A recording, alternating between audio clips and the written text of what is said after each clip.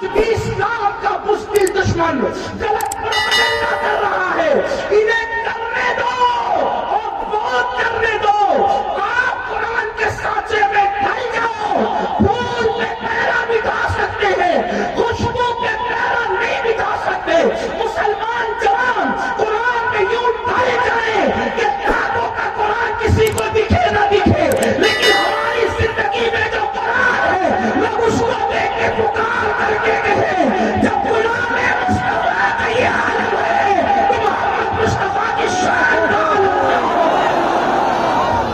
ہمیں قرآن کے سانچے میں ڈھل جانا ہوگا، اپنی زندگی میں قرآن شامل کرنا ہوگا، لیکن اللہ اکبر بڑی معذرت کے ساتھ ہم سب کرنا چاہتے ہیں، قرآن کی طرف آنا نہیں چاہتے۔ میں ہاتھ نہیں اٹھواؤں گا لیکن اتنا ضرور کہوں گا، اپنے ضمیر سے پوچھو مسلمان، کتنے مسلمان ہیں جو روز قرآن کی تلاوت کرتے ہیں؟ واٹس ایپ گھنٹوں گھنٹوں کتنے لوگ دیکھتے ہیں؟ فیس بک کتنے لوگ چلاتے ہیں؟ یوٹیوب کتنے لوگ دیکھتے ہیں؟ اور قرآن کتنے لوگ صرف پڑھنے کے، بلکہ بیشتر مسلمان وہ ہیں جنہیں قرآن پڑھنا بھی نہیں آتا۔ جو قرآن نہیں پڑھنا جانتے وہ سن لیں، ہمارے بزرگوں سے ہم نے سنا، انہوں نے فرمایا جس نے دنیا میں قرآن پڑھنا نہیں سیکھا نا وہ قیامت کے دن اندھا اٹھے گا، اندھا۔ جو دنیا میں اندھا پیدا ہو دنیا کی کوئی چیز دیکھ پاتا ہے؟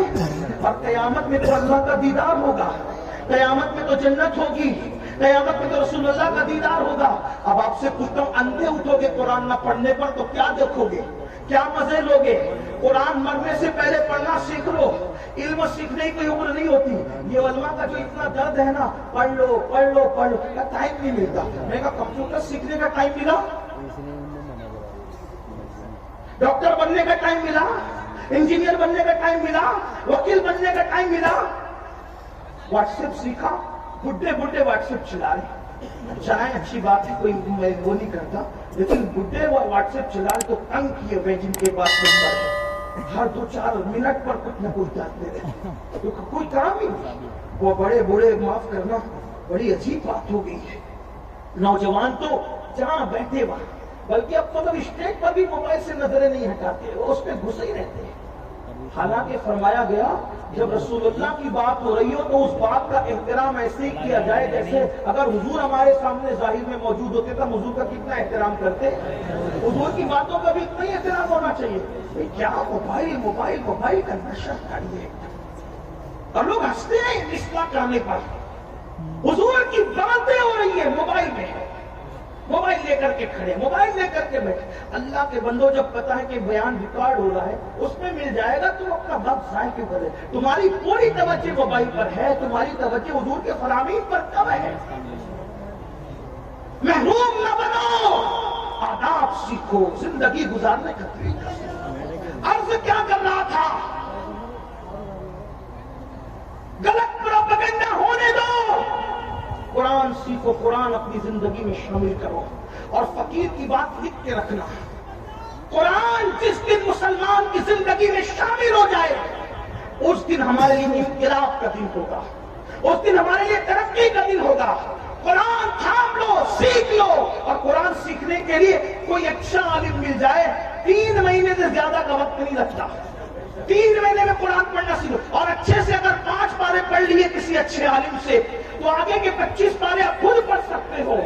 اس لیے میری گزارش ہے، یہ رجب کا مہینہ چل رہا ہے، اتنے ہزاروں کے مجمع سے اگر آپ یہ کہتے نا کہ میرے القادری ہمارے پیر پکڑے گا تو ہم قرآن پڑھ لیں گے، تو اللہ کے سب کی قسم کھا کے کہتا ہوں، میں آپ کے پیر پکڑ کر کہتا کہ قرآن پڑھ لو۔ ڈاکٹر بنو، ٹیچر بنو، انجینئر بنو، سب بنو، لیکن پہلے قرآن کے قاری بنو، کیونکہ ساری ڈگریاں قبر کے باہر رہ جائے گی، جو ڈگری قبر کے اندر کام آئے گی وہ ایمان کی ڈگری ہوگی، جو ڈگری قبر تک جائے گی۔ بلکہ جو قرآن دنیا میں پڑھتا تھا اس کو قبر میں بھی تلاوت کا شرف نصیب ہوگا، قبر میں بھی وہ قرآن پڑھے گا، قرآن سے شوق پیدا کرو، قرآن سے ذوق پیدا کرو، اور جب قرآن پڑھنے لگو گے تو میری بات پر آپ کو یقین آئے گا. آج نہیں آتا، آپ کو قرآن کے بغیر اچھے نہیں لگے گا. قرآن آپ کو بڑا خوبصورت ہے. اللہ کا کلام ہے میرے بھائی. اللہ کا کلام کیا چیز؟ اللہ کا کلام، اللہ کا کلام ہے. یہ بات کہہ دوں، خدا سے اچھا کوئی نہیں، اس کے کلام سے اچھا کسی کا کلام. اپنے بچوں کو ہی پڑھاؤ. جو صرف اپنے بچے کو دیکھ کے ناظرہ قرآن پڑھا دیتا ہے، اللہ اس کے اگلے پچھلے گناہ معاف کر دیتا ہے. لیکن خالہ اماں سے نہیں پڑھانا، اہلِ گہرے سے نہیں پڑھانا. جو بہترین قاری مخرج کے ساتھ صحیح پڑھا سکتا ہو اس کو پڑھانا. کیونکہ ٹیوشن اور کوچنگ کے لیے تم ہزاروں روپے خرچ کرتے ہو، تو قرآن پڑھانے کے لیے اگر لاکھوں کرنا پڑے تو لاکھوں خرچ کرتے. میں ان مدارس کو سلام کرتا ہوں جو اخلاص کے ساتھ قرآن کی خدمت کرتے ہیں. ان علماء کی عظمت کو سلام کرتے ہیں جو قرآن کی خدمت کر رہے ہیں. اللہ اکبر. دشمن نے غلط پروپیگنڈا کیا ابو جہل نے.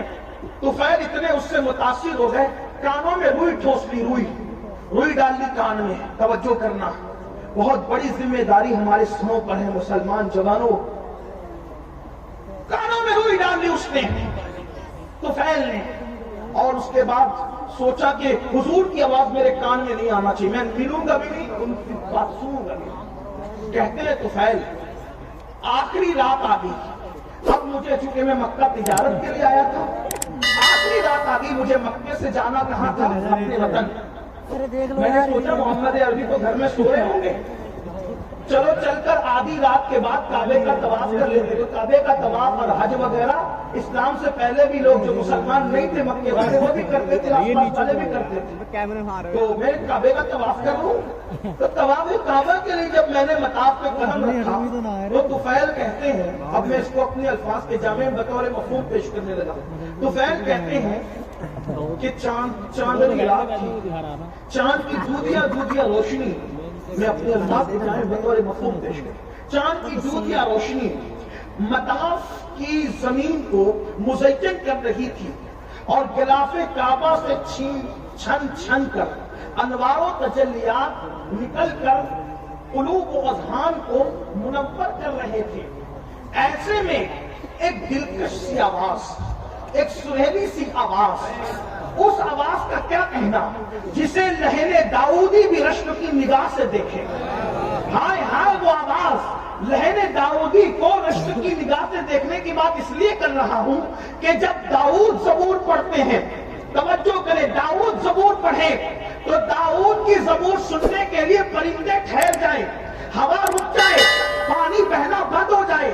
یہ داؤد کی تاثیر علیہ السلام. لیکن جب محمد الرسول اللہ کی آواز نکلے تو خالق کائنات، خلاق کائنات، کائنات کو پیدا کرنے والا خداوند قدوس اس آواز کا مشتاق ہے، مشتاق. اللہ اکبر.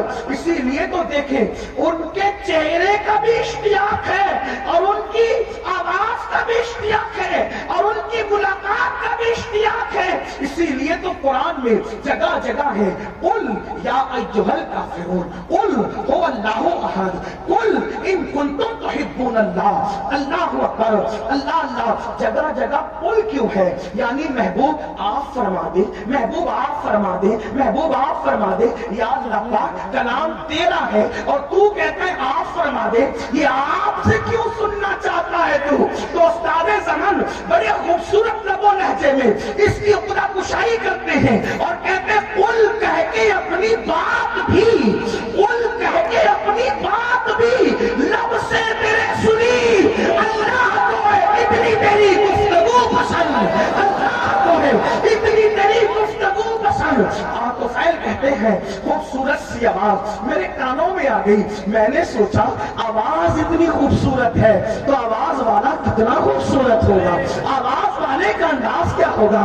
آواز خوبصورت، کلام خوبصورت، اس کا چہرہ بھی تو دیکھیں. تو فیل کہتے ہیں میں بے کام ہو گیا، میں بے قرار ہو گیا، اپنے آپ پہ قابو نہ رکھ سکا، اور میں دوڑ کر کے گیا تو میں نے کیا دیکھا کہ حضور ہی تھے جو نماز میں تلاوت کر رہے تھے، اور میرے کام اس طرف متوجہ ہو گئے. میں نے سوچا یہ شاعری بھی نہیں، یعنی نظم بھی نہیں، یہ نثر بھی نہیں، نہ نظم ہے نہ نثر ہے، اس لیے کہ اللہ اکبر، نظم کہیں تو کیسے کہیں، نثر کہیں تو کیسے کہیں، وہ سخن ہے جس میں سخن نہ ہو، وہ بیان ہے جس کا بیان نہیں۔ جب بندے خرام ناز کرے مکے کی گلیوں میں تو قرآن کہے لا اقسم بہذا بلد، کھائی قرآن کھا کے گزر کی قسم، اس کفے باقی حرمت میں لاکھوں سلام۔ ہائے ہائے ہائے اللہ اکبر، حال یہ ہے اگر مسکرا دے تو وہ نجم کی تفسیر بن جائے، اگر زلفیں بکھر جائے قرآن کی آیتوں کی تفسیر ہو جائے۔ علامہ عبد الرحمن جامی کہتے ہیں آیات قرآن ابرویت کے سوئے قرآن، تفسیر قرآن کے سوئے، آیات قرآن ابرویت، تفسیر قرآن کے سوئے، روئے تو قرآن ماں ایمات ہوئی، کہتے ہیں آپ کی ہمیں آپ کی ابرو قرآن کی آیتیں ہیں میرے لیے تو، اور آپ کی زلفیں تفسیر قرآن کی، اور کہتے ہیں روئے تو قرآن ماں، میرا قرآن تو آپ کا چہرہ ہے، ایمات ہوئی، آپ بھی ایمان ہے، آپ بھی ایمان ہے۔ اور بریلی سے عبد الرحمن جامی کا ترجمہ یہ ہوتا ہے اللہ کی سرتاب قدم شان ہے یہ، انسان ہے انسان، وہ انسان ہے یہ، قرآن تو ایمان بتاتا ہے انہیں، ایمان یہ کہتا ہے میری جان ہے۔ لَقَفَجْرٌ فِي الْوَجْهِ الْأَجْمَلِ حَتْحَالِ مَعْزُ الْفَابَرِ اجل، تو ایک چندن چندر پرو کنڈل رحمت کی بھرن پر سا جانا۔ کون ہے آپ کون ہے؟ تو کہا میں محمد ہوں، فرمایا میں محمد ہوں۔ بھیا بیٹھو، تھوڑا ٹائم بچا لو، سردی کا خیال کرو، لوگوں کی ضرورت کا خیال کرو، اللہ سے عمر دراز دے آپ کو، تھوڑا نعرے سے تھوڑا ٹائم میرا بچا، کوئی نعرے سے مجھے اختلاف نہیں، حدود شرع میں رہ کے جو لگاؤ لگا سکتے، لیکن میرا ٹائم بچا دو، جلدی ختم کرنا ہے، بہت دیر سے بیٹھے۔ ہاں بہت سارے لوگ اپنی حاجتوں کو روک بیٹھے ہیں اور وہ اس انتظار میں ہے کہ وہ بیان مکمل ہو۔ یہ میری قوم کی وفاداری کی انتہا ہے، میرے دل کی کہہ رہا، آپ ہی نہیں پورے ہندوستان کا یہی حال ہے ہماری قوم کی وفا کا۔ اللہ آپ کو کسی کا محتاج نہ رکھے، اللہ آپ کی تقدیر کا ستارہ جگائے، جس طرح نبی کے نام پہ یہاں بیٹھے ہیں جنت میں نبی کے ساتھ اس طرح بیٹھنا نصیب ہو جائے انشاءاللہ۔ فقیر کے دل کی گنہگار بہت ہوں، بدکار بہت ہوں، لیکن نسبت کی وجہ سے دعا کر رہا ہوں کہ خدا اس بارگاہ عرش مقام کے ساتھ بیٹھنا نصیب کرے۔ کون ہے آپ؟ کہ میں ہی تو محمد ہوں، آپ بھی محمد ہیں۔ کیا پڑھ رہے تھے؟ کہ یہ اللہ کا کلام ہے۔ اور کہا آپ کس چیز کی دعوت دیتے ہیں؟ کہ نماز پڑھو۔ پہلی بات کیا کی؟ ایمان کے بعد نماز پڑھو۔ اس وقت کبھی نماز ہی کی دعوت تھی، ایمان کے بعد آج نماز نہیں، سب پڑھیں گے مولانا نماز نہیں پڑھیں، اور حضور علیہ السلام فرماتے جو نماز نہیں پڑھتا میں اس سے بیزار ہوں۔ حضور بیزار ہے، کچھ کر لیں آپ، بلکہ یہاں تک فرمایا جس کی نماز نہیں اس کا دین نہیں، یہاں تک فرمایا۔ حدیث تعبیر کی گئی ہے حدیث کی، اس کا وہ یہاں وقت نہیں۔ فرمایا بے نمازی کے ساتھ بیٹھو گے اس پہ لعنت برستی آسمان، بے نمازی کو زکوٰۃ تک نہ دو، اگر بے نمازی پریشان ہے غریب ہے اس کو زکوٰۃ تک نہ دو، یہاں تک فرمایا۔ میرے آقا کے دیوانوں، اللہ کے بندو، کچھ ڈرو، خوف کرو۔ یہ کس نے سبق پڑھا دیا کہ نماز کے بغیر بھی آپ جنت میں جائیں گے؟ مرنے کے بعد آنکھ کھلے گی، جلسے کا جہاں اور ہے، قیامت کا جہاں اور ہے۔ ہاں شاعری کی دنیا اور ہے، حدیث کی دنیا اور ہے۔ آپ یہ جو بہت سینہ سفر ہو کے کہتے ہیں نا کہ میں جنتی، میرا جنت میرے باپ کی، میرے بھائی اللہ سے ڈرتا، جن کو رسول اللہ نے جنت کی بشارتیں دی تھی وہ رویا کرتے تھے۔ نماز پڑھو، نماز مسجدوں کو آباد کرو، توبہ کرو بے نمازی پنچو، اور فرمایا نہ ایمان لے آؤ، نماز کی دعوت، بدکاری سے بچو، رشتہ داروں کے حقوق ادا۔ فرمایا کتنی اچھی تعلیم ہے آپ کی؟ تو بہن نے کہا کتنی اچھی تعلیم ہے آپ کی؟ وہ فرمایا یہی تعلیم ہے۔ وہ ابو جہل تو گنڈا گردی کر رہا تھا، آپ کے خلاف بیٹھا تھا، انہوں نے کہ اس کی اپنی بات ہے لیکن میری بات ہے، کہا جو آپ کہتے ہیں اگر وہی حق ہے مجھے بھی مسلمان بنا دیں۔ تو خیر قرآن سن کے مسلمان ہے۔ اس کی حضور اب اپنے وطن جانا چاہتا ہوں، کوئی نشانی دے دے۔ سرکار نے پیشانی پہ ہاتھ لگایا تو پیشانی چمک اٹھی، لے جا اس کی روشنی نکل رہی ہے۔ کہا حضور میری قوم اتنی توہم پرست ہے، کہے گی کہ اسلام قبول کیا تو برس کا نشان آ گیا تو وہ اور بدزن ہوگی۔ فرمایا یہ نشانی مجھے ہاتھ پہ دے دے۔ حضور نے ہاتھ پہ ہاتھ لگایا تو ہاتھ روشن ہوا. ہائے ہائے ہائے.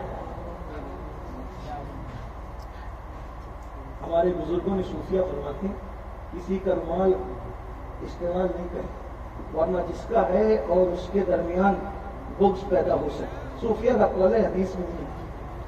تو میرے بھائی میں تو محبت بڑھانے آیا ہوں, ایسا ظلم نہ کرو.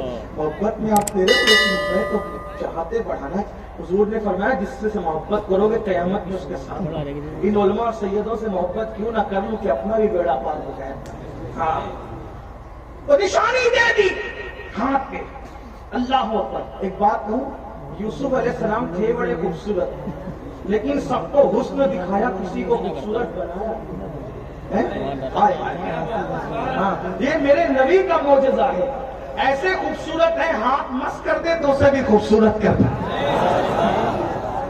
خوبصورت بنا بھی دیتے. اور طفیل ہی کے ہاتھ میں وہ نشانی دیکھ کر حضرت ابو ہریرہ کا ذہن بن گیا, مسلمان ہو گئے. حضرت ابو ہریرہ طفیل کے ذریعے مسلمان ہوئے.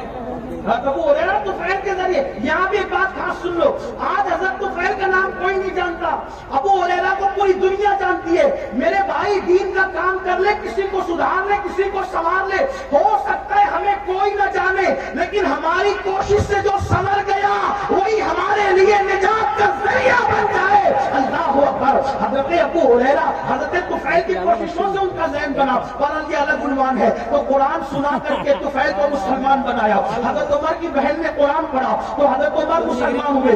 اس طرح قرآن نے, بلکہ میرے آقا نے بہت پیاری بات ہو, ہے ہر بات پیاری. فرماتے ہیں مکہ تلوار سے فتح ہوا. آقا فرماتے ہیں مکہ تلوار سے فتح ہوا اور قرآن کی برکت سے مدینہ فتح ہوا. قرآن سے مدینہ فتح ہوا.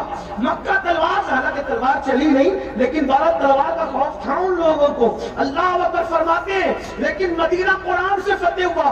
پتہ چلا قرآن فاتح تلوار سے بڑا کام قرآن کرتا ہے. قرآن کے قریب کرو, محنت کرو, مشقت کرو, لوگوں کو قرآن کے قریب لاؤ. لیکن خود ہی قرآن نہیں پڑھتے تو دوسروں کو کیا قرآن سناؤ گے؟ تو آقا نے فرمایا کتاب اللہ, اللہ کی کتاب پکڑ لو. اور میرے آقا علیہ الصلوۃ والتسلیم کے غلاموں, اگر قیامت تک زندہ رہنا ہے تو قرآن پڑھو, قرآن پر عمل کرو. اس لیے کہ آج اگر حسین گھر گھر ہے, حسین ہر جگہ ہے, حسین نگر نگر ہے, حسین نگر نگر ہے, حسین زبان زبان ہے, حسین دل دل ہے, تو لوگ زندگی میں قرآن نہیں پڑھتے. میرے حسین نے تو باب شہادت قرآن پڑھ کر کے سنایا اور بتا دیا میرے گلے کا تعلق جسم سے کٹ چکا ہے لیکن اب بھی میرا تعلق قرآن سے ختم نہیں ہوا. اور آقا نے یہ بات پہلے بیان کی تھی, کتاب اللہ و عبرتی اہل بیتی. میں اللہ کی کتاب اور اہل بیت چھوڑ کے جا رہا ہوں, میری اہل بیت میری اولاد کو چھوڑ کے جا رہا ہوں. فرمایا یہ دونوں جدا نہیں ہوں گے. فرمایا جدا نہیں ہوں گے یہ دونوں, یہ کبھی جدا نہیں ہوں گے. قرآن اور اہل بیت ہمیشہ ساتھ ساتھ رہیں گے. اسی لیے آپ دیکھیں سر جدا ہو گیا, قرآن سے تعلق ختم نہیں ہوا. اہل بیت کا دامن پکڑو, اہل بیت کا. لیکن بات آگے بڑھانے سے پہلے ایک بات کہہ دو, ایمان رکھتی گئی. اہل بیت کے محبت کا مطلب یہ نہیں کہ صحابہ تو گالیاں دیں. اچھی طرح خیال رکھنا, اس لیے کہ اہل بیت کے فضائل ہمیں کالے سینے والوں سے نہیں ملے. اہل بیت کے فضائل ہمیں صحابہ کرام سے ملے.